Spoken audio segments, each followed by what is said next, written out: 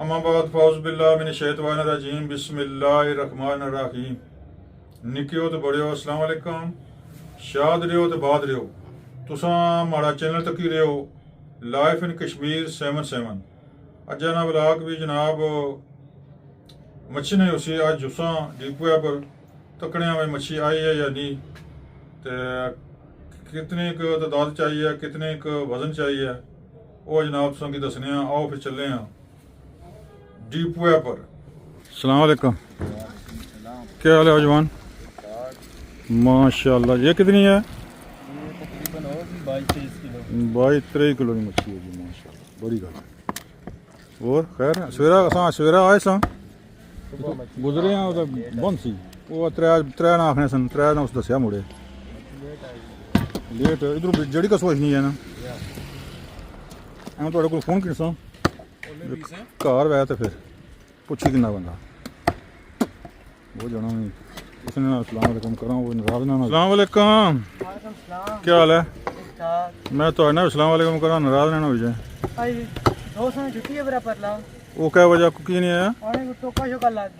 ओहो बारा तुम ध्यान रख यार, कोई पता नहीं होना। छुड़ी बेजबान है ये, माफ़ नहीं करनी जी। हाँ जी, ठिड़की क्या लगी जाए तो बस गई ना, तेज़ होनी है। लो जी मच्छी दियाँ 2 गड़ियाँ आई हैं माशाल्लाह जी। मच्छी बहुत अवाम नहीं तो सन्नाटा। अस्सलाम वालेकुम। मच्छी लोड हो गई जी,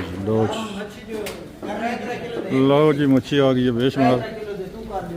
अच्छा गाहक बिल्कुल कौन मच्छी आई है लेट। जड़ी कस है जनाब, जड़ी पॉकेट। अच्छा अवाम खरीदने वाले कोई बिल्कुल ही कोई ना होने बराबर। माशाल्लाह जी मच्छी क्या बात। मच्छी है होली है, बड़ी मच्छी बहुत घट है। आज दरमियानी मच्छी है, ये दरमियानी तो ये छोटी यही आई है। मैं गड्डियाँ तैयार करनी शायद जान मच्छी है तो ये दरमियानी है, तकरीबन दरमियानी बड़े बडेरे ये है। ये जनाब जड़ी कस पॉकेट शिकार है जी।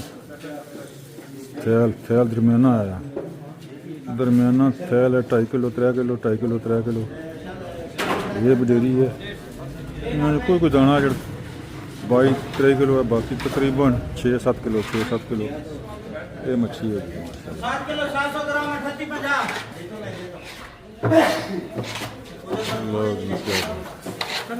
मच्छी ने अज भी शिकार बड़ा खूब होया, बड़ा कमाल होया।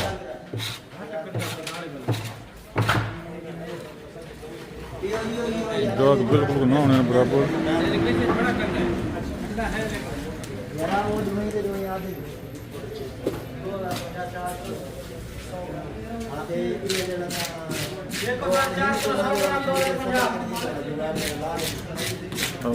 कोई रात ही रश पैना शामी।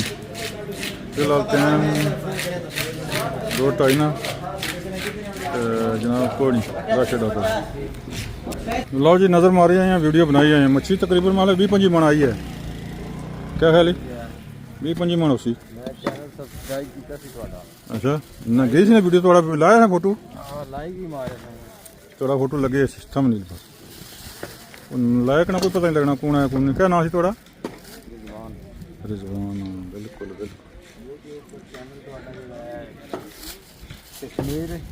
Life in Kashmir 77।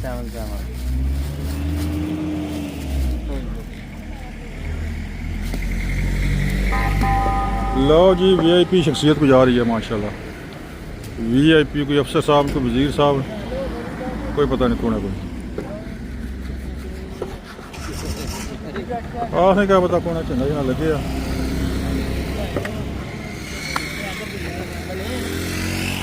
क्या करना है? खलड़ी उतारनी है। इसको इसकी साफ कर से खलड़ी तार सो।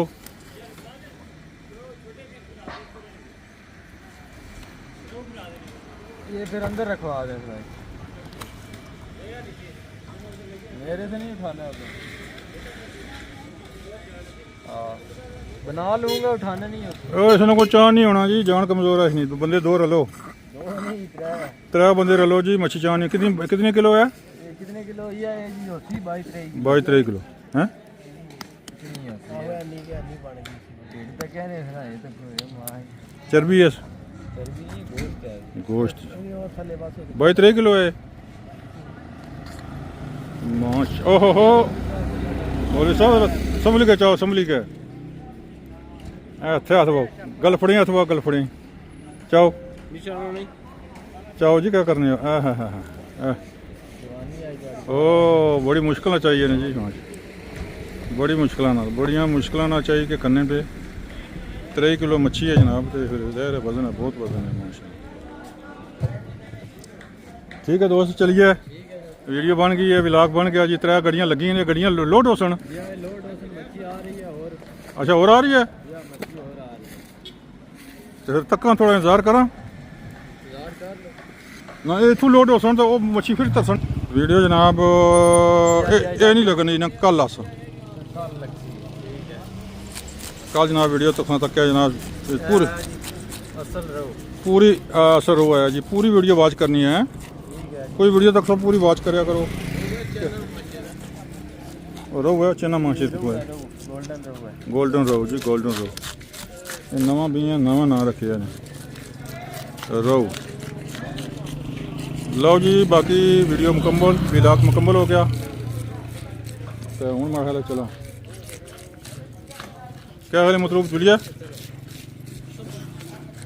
हाँ जी वीडियो मेरा चैनल की लाइक करो सब्सक्राइब करो शेयर भी करो ठीक है जी तो जनाब तक कोई वीडियो अच्छी तो अच्छी वीडियो हो सन अच्छे तो अच्छे ब्लॉग तो लिहाजा इजाज़त दो खुदा हाफिज़ जी खुदा हाफिज़ गड्डियाँ लगी हैं गड्डियाँ मेरा ख्याल है मुड़ी के लोड कर सन मच्छी इना फिर पिंडी शिंडी कर सन पुलिस वापस आ गई है VIP शख्सियत की जनाब छोड़ने वास्ते गए सन छोड़ी है या VIP शख्सियत अरेस्ट होने से कुछ है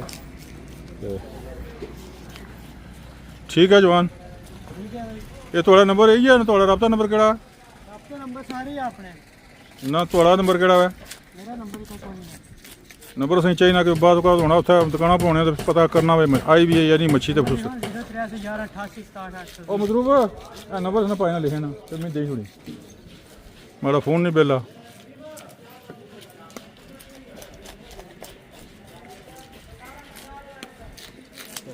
नंबर है ना पाए ना लिखे ना रब्ता नंबर है फिर पूछी ना मच्छी आई भी है या नहीं